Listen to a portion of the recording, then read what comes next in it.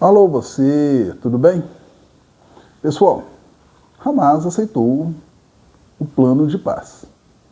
Também Israel.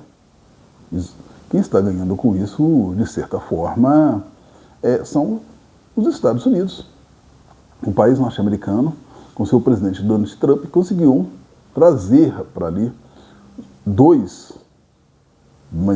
inimigos históricos para uma mesa de negociação e acabar com uma guerra que, na realidade, está sendo chamada por todos de genocídio.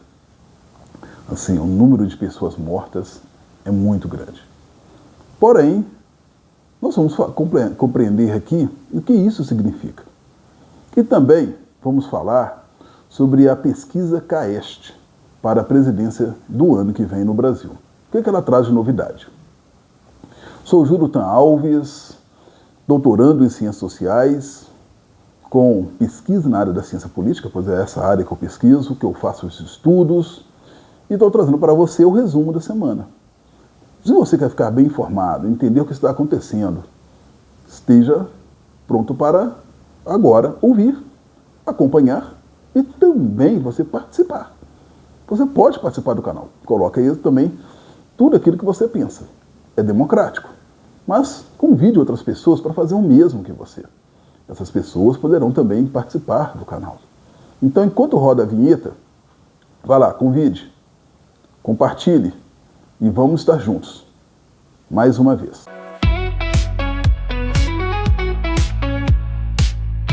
Bom, foi feito e apresentado um plano de paz após as falas de Netanyahu lá na Assembleia da ONU, para cadeiras vazias.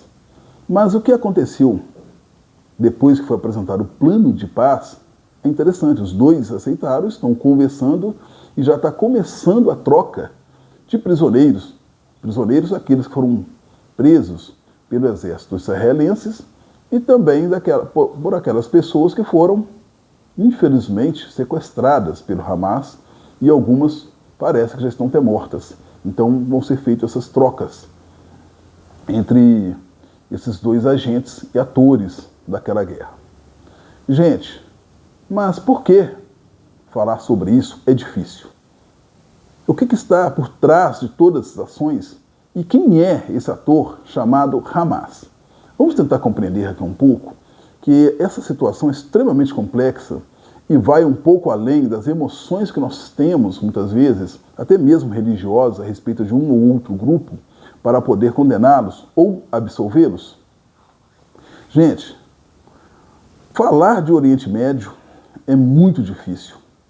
Porém, temos que falar, ao mencionar Oriente Médio, a ação de dois países, França e Inglaterra. Após a chamada Primeira Grande Guerra Mundial, ou seja, aquela guerra que aconteceu na Europa, mas envolveu outros países de outros continentes e por isso foi denominada de Guerra Mundial.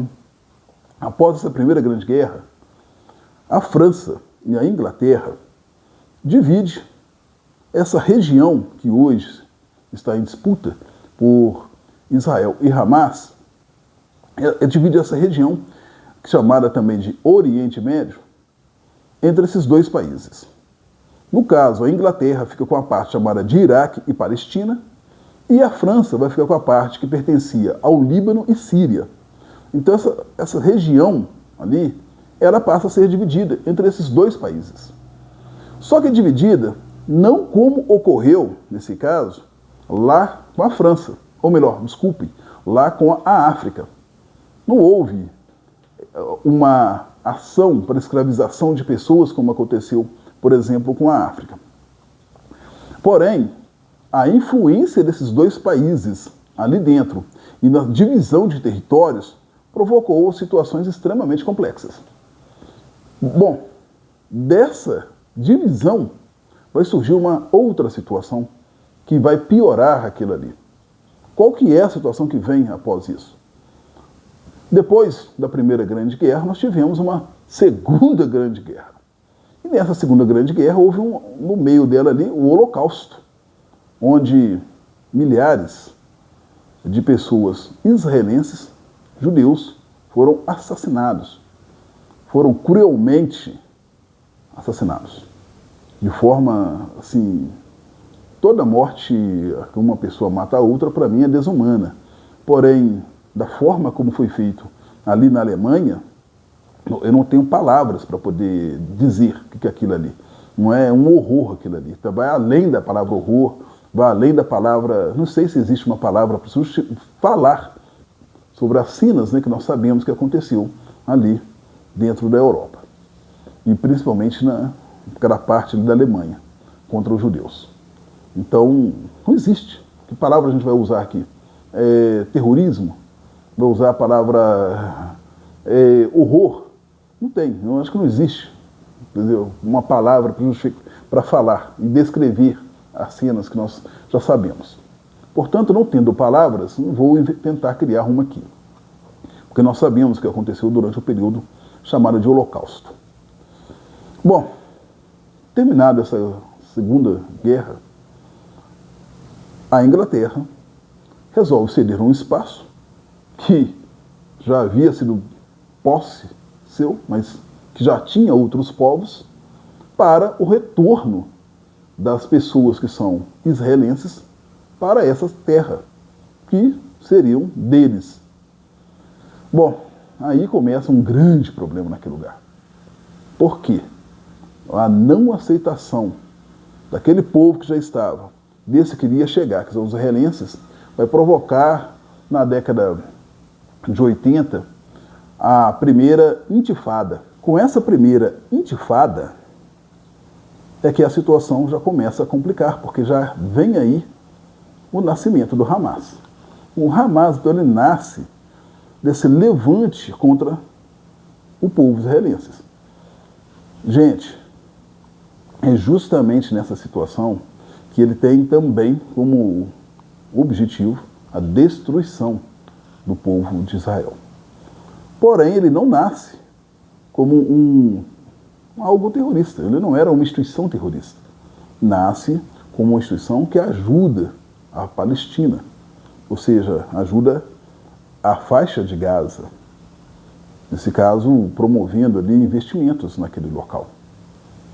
Portanto, o nascimento mesmo do Hamas não é como braço armado a princípio, ainda que tenha Israel como seu inimigo.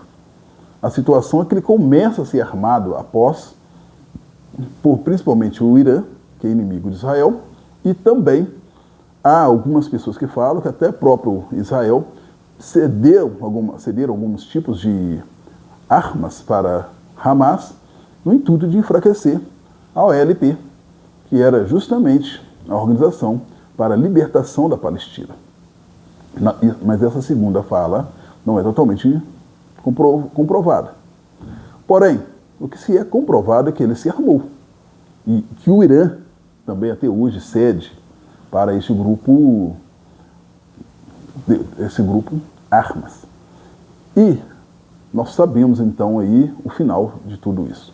Por que eu estou contando essa história? Porque se a gente analisar todo isso globalmente, a gente vê que é muito difícil ficar de um lado ou de outro. Porém, uma coisa é certa, há um povo naquele local e esse povo está sendo morto. E isso é verídico, é algo que é visível para nós. Então, neste caso, nós temos que analisar os fatos como eles são. Houve uma interferência externa naquele local. Houve uma interferência da Europa. E nós sabemos que onde a Europa colocou suas mãos, infelizmente, o resultado não foi dos melhores. Podemos olhar até hoje para a África. Gente, o que você pensa de tudo isso? Coloque aí. Estou falando do nascimento, do Hamas, de todos os problemas causados por essa interferência europeia naquele local. E vamos falar do segundo assunto. O segundo assunto, ele é, para uma pessoa, lógico, está muito bom. Para outro grupo, não tão bom. A pesquisa serve para isso. E a pesquisa CAEST falou, e ela demonstra que Lula está surfando nesse momento. Ele está crescendo a sua aceitação. Mas por que está acontecendo para trazer essa aceitação de Lula nesse momento e que se diz que Se fosse hoje as eleições, se fosse hoje, Lula venceria qualquer candidato da extrema-direita. E, gente, eu estou falando a palavra extrema-direita, a imprensa não gosta de usar essa palavra extrema-direita. Ela vai inventando várias outras. Mas nós não temos, até então, neste exato momento, um candidato do centro-direita. Os candidatos são o centro-esquerda ou extrema-esquerda, ou extrema-direita. Desculpe. Não está tendo ali o centro-direita até esse momento, com o nome como disputa para Lula. Se nós pegarmos Ratinho Júnior, pegarmos Romeu Zema, pegarmos ali o governador Tarcísio de São Paulo, pegarmos Caiado, são todos de extrema-direita. E o que isso está significando nessa pesquisa? Lula está crescendo, primeiro, pelos erros dos próprios bolsonaristas. No caso, a ida de Eduardo Bolsonaro para os Estados Unidos foi providencial para Lula. É o maior cabo eleitoral que ele tem. Segundo, Lula está aproveitando esse momento e conseguindo produzir políticas públicas que beneficiam grupos que são importantíssimos para a sua vitória nas eleições do ano que vem. Vai desde o botijão, que está sendo colocado como gratuito para pessoas de classe lá baixa, que não tem uma renda muito baixa, que tem uma renda muito baixa, até mesmo ampliando o programa Minha Casa Minha Vida para atender pessoas com valores maiores de renda. Então ele está pegando um aspecto muito grande do eleitorado.